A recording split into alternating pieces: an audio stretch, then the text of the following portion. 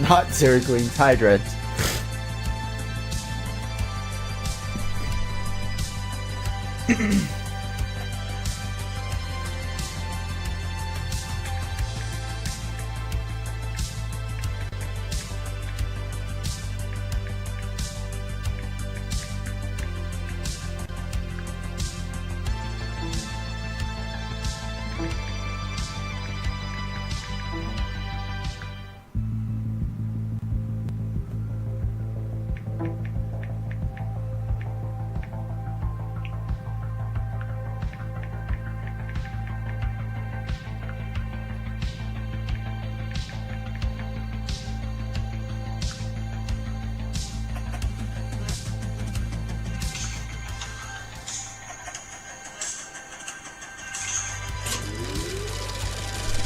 Alright, guys. And it's time for humanity to stand up in the info war and say, I don't know what's going to happen at the end of this, but you want to fight, you better believe you got one! From the front lines of the information war, it's Alex Jones. Ladies and gentlemen, Roger Stone was about to leave the airport, but he's delayed his flight back to Florida so that he can break this down with us here in studio right now. I normally get really excited on air because these are very excitable times, but we've been doing about an hour of research here on two different big subjects, and I'm going to try to be as calm as I can because this is so big. We have a Comey memo, the New York Times. Hey, welcome whoever's watching me on Periscope. What's up, guys? Flynn investigation. No beer yet. Supposedly in the memo, if it's real, we've seen it's been hard. A lot of disinformation. Trump didn't really do anything, but that isn't what matters. What matters is this guy has been on the board of HSBC. I did go ahead and corrupt multinational bank caught in all the money laundering, and has a long history of cases ending favorably for the Clintons. That's why Barack Hussein Obama put him in. Anyways, and even after the Democrats said get rid of him because their lapdog didn't act perfectly the way they wanted, he kind of hedged his bets. They're upset now that Trump got rid of him, but Trump got rid of him because this guy is his own man and is in the way of restoring the republic. We'll get Roger Stone's expert breakdown, former head of the Trump campaign, here in just a moment. Big hit show, obviously, hit documentary, #1 in the country right now. Get Me Roger Stone. I just saw that a few nights ago. It's amazing on Netflix. But here's the big news. And I really got angry at myself about an hour after the broadcast ended at 3 o'clock Central today when I went and read deeper into the headlines. And I saw a Zero Hedge article at Infowars.com, the great folks at Zero Hedge, and I saw it on Drudge. And I went, where did they get that? Because I looked at all the news this morning, and I didn't see that. I'd heard that from sources, but I didn't know that. It was hiding in national Fox News report and in the local Fox News report with the quotes, not just of the former NYPD detective that is a private investigator hired by the family, but by a federal source. So it's not just like the PI said all this. He gave him a federal source who talked off record and said, quote, murdered DNC staffer Seth Rich shared 44,053 Democrat emails with WikiLeaks. Now, that's basically what Assange said. He says, we don't give up our sources, but he's dead now. I can tell you he could be our source. I'm not going to say, but we've got a bounty out. What's that tell you? So you look at where they got this information. Fox News has the link to it. This is so bombshell. The federal investigator who requested anonymity said the 44,000 plus emails and 17,761 attachments. Wow, that's documents. So Lord knows one attachment could be 100 pages or one. The federal investigator who requested anonymity said the 44,000 emails and 17,000 plus attachments between Democratic National Committee leaders spanning from January 2015 through late May 2016 were transferred from Rich to McFadden before May 21st, which we knew. And then, of course, he was killed in July. And then by August, we were on air saying they clearly murdered him. We played that clip earlier today. So I'd love to say, hey, we predicted that, Guilfoyle at Fox would be the new press secretary last week, which they're now saying she's in the vetting to do. But that's a little side issue. That's a happy issue. This is a sad, sad issue because here it is from Fox News. Here it is from Zero Hedge pointing it out. And there's more coming out. Was DNC hack an inside job? After all, yes, absolutely not the Russians, but a patriot who's dead. His family hires a PI because he shot a bunch in the back and nothing's stolen. That was in the police report. Yes. Now they're backing Damn off it, we're saying, lagging. We just don't want to say anything. But are they going to claim the private investigator is a liar and now this unnamed federal officer? This country is in a civil war against corrupt interest. We have the New Yorker magazine calling for the United States to have never been formed today, while they claim Donald John Trump is a traitor. No, the president is not a traitor, and that's why the traitors of the world are lined up to try to take him out. Then there's the sub-question. I'll hand the baton to Stone. Did the Washington Post publish dubious Russia story to discredit from Seth Rich bombshell? I think the obvious answer is yes, but now they're on to a new one, which is Comey and his supposed paper trail on the president. You can see them upping the attack before he goes on his first world trip and looks presidential and cements the deal even further. Not just $3 trillion in the stock market, $300 billion in new jobs, not just killing TPP, not just 43% down illegals, not just getting a great Supreme Court justice cemented. No, they want to erase all of that in their admissions in New Yorker magazine and Foreign Affairs. They want to remove Trump.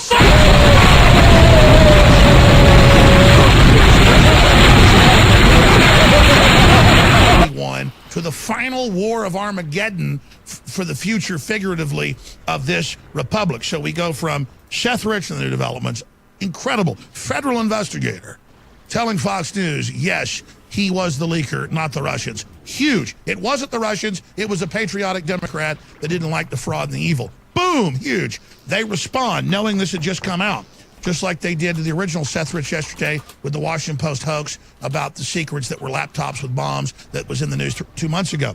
Now they've clearly brought out the new Comey memo they had waiting to obscure this. Shit. That's my take. We haven't pre-war gamed this. Roger and I have been researching privately in our offices for the last hour. Roger Stone, you've got the floor. Break it down. Alex, this reminds me of when the president gave a masterful State of the Union address. And 2 days later, to try to tamp down the public acclaim and the enthusiasm, they leaked the story that Attorney General Jeff Sessions, when he was a U.S. Senator, met with the Russian ambassador, as if that were a crime.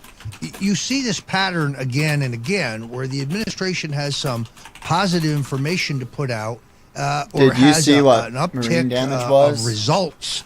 Economic results, for example, and the mainstream media will go out and fabricate a story to try to tamp the president's success and his popularity down. That is precisely what's happened here.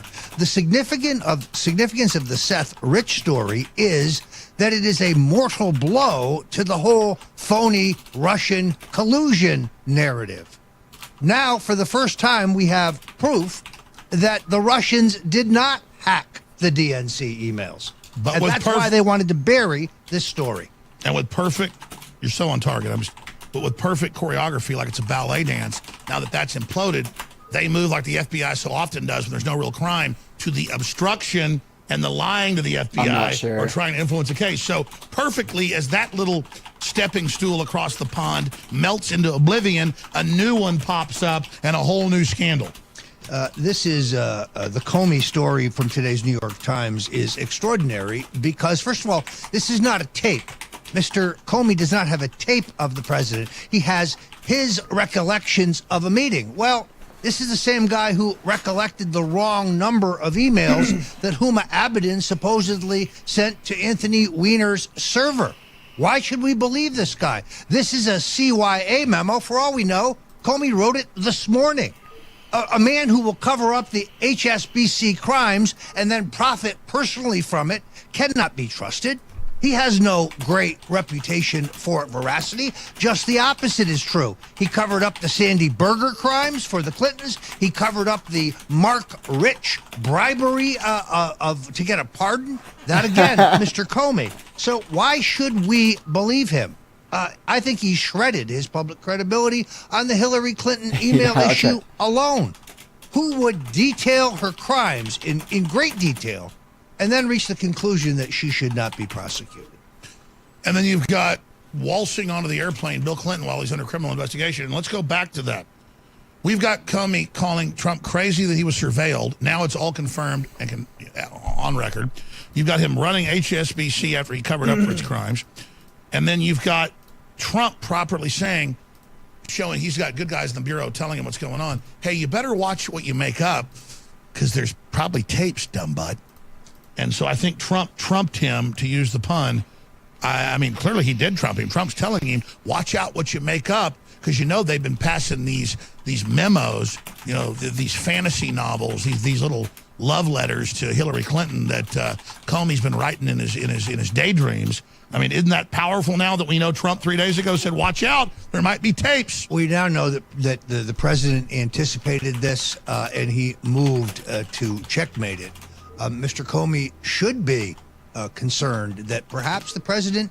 How about he gets indicted for covering up for Hillary? Those I am assholes. sick of hearing when Hillary committed all these crimes and Obama did, and opening the borders and saying he's above the law and selling us out to China, and then these damn traitors point at our champion who is actually trying to restore the republic and say he's the criminal. I'm done. This is a civil war. What do we know? How do we know that the president did not direct the Secret Service to tape the conversation? I think it's likely. And that's his prerogative. He has his branch of government. That is correct. So it looks to me and Comey serves him in that branch. The presidency created the FBI. So to fight communists like the globalists. If the tape does not match Mr. Comey's recollection, assuming the tape does in fact agree, but it's basically perjury to the public. That's what it appears. Who can't to see me. the map? This is so obviously a fabrication by Comey, and it you're right. It fits this mosaic. It's like a timeline. Every time the president does something good, every time the president achieves a significant... He has a good address to Congress, they roll out some new lie. Right. He has a good meeting with a leader, they roll out some lie. He catches terrorists, they roll out a new lie. He's about to go on a world trip, they roll out a new lie. They get caught with the Seth Rich stuff, they roll out a new lie. Now we expose that as a lie, they roll out another lie.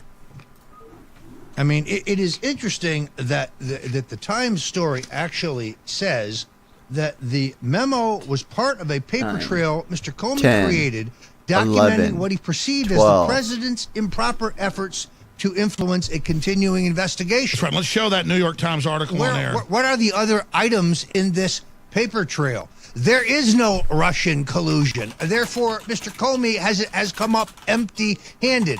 Why would it be wrong for the president to point that out, that this is exactly. fraud? At that point, we already had 3-4 months of fake investigation. Congress is saying it's fake. And he's like, hey, he's resigned. I hope we can just drop this. The president's allowed to say, I hope this is no big deal. He's a good guy. And the director says, yeah, he's a good guy.